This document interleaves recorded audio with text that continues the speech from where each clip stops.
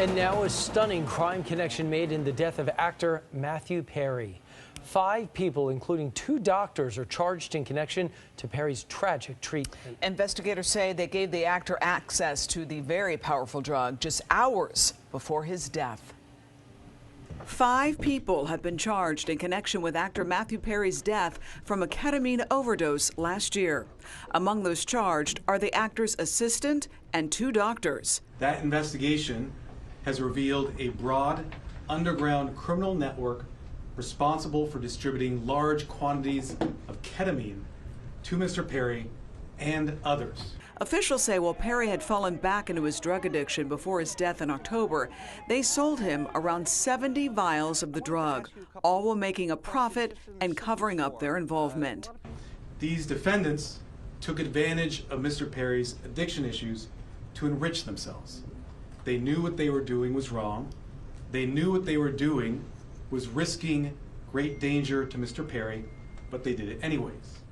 He wrote in a text message in September 2023, quote, "I wonder how much this moron will pay."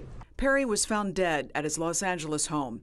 Investigators say he was found by his assistant face down in his hot tub, the same assistant who gave Perry the last dose of ketamine, that drug listed as the primary cause of death, which was initially ruled an accident.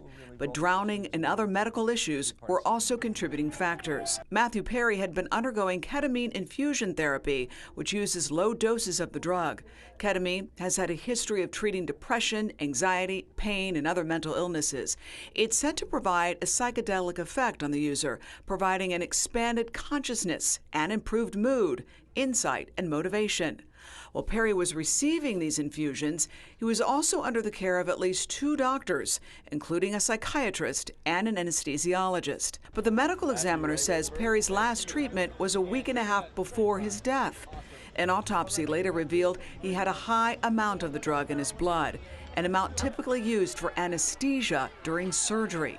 Investigators zeroed in on one of the homes of the doctors and found a mountain of evidence. During that search, they found what amounted to a drug-selling emporium.